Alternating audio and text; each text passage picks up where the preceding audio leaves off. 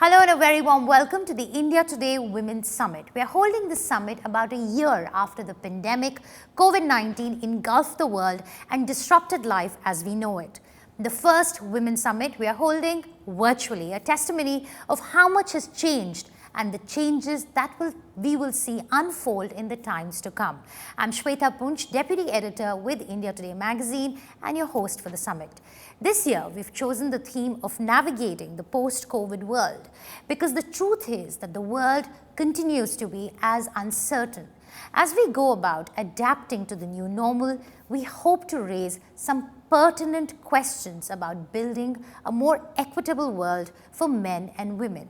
We hope to celebrate women for their resilience and contribution in combating the pandemic, and we hope to give you some food for thought on where do we go from here.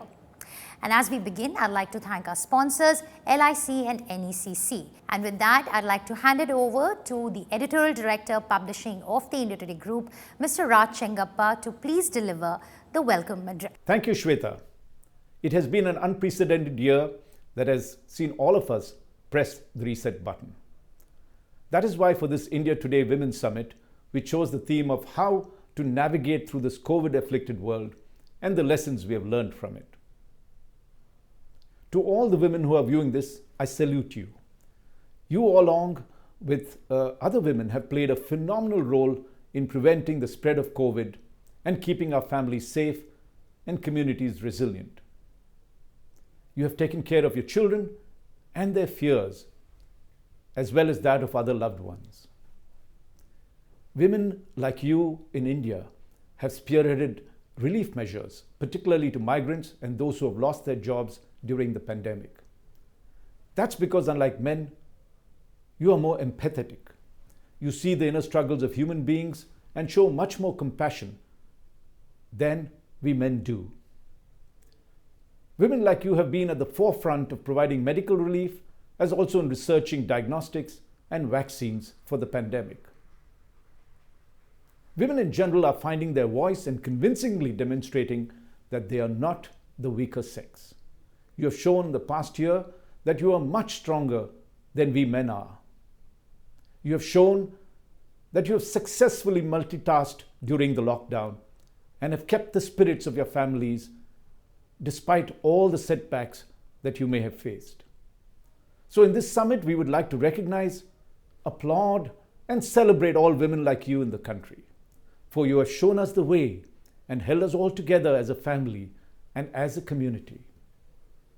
All of us need to honor women and do that by forging partnerships at home to lessen their burden. Men cannot replace them as mothers, but at least we can make their tasks lighter. There are some worrying trends for Indian women that the pandemic has thrown up, which I'd like to highlight now. Firstly, women have borne the stress of these times much more than men, and we have to recognize that. A recent report by the United Nations shows that women's mental health has suffered a severe setback. 57% of women noted increase in stress and anxiety compared to 43% men. Second, crime and violence against women, particularly at homes, have gone up during the lockdown. This is reprehensible. And third, several studies have suggested that the pandemic-induced double burden has been a setback for women at work, not just India, but across the world. More women have lost their jobs than men in the past year. There was already a declining trend of women's participation at work during the pandemic and before that as well.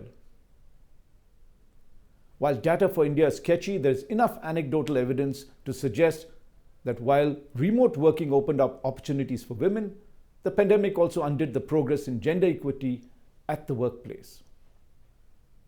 So we need to reverse this trend. For to tie our women down to homes is not the way forward.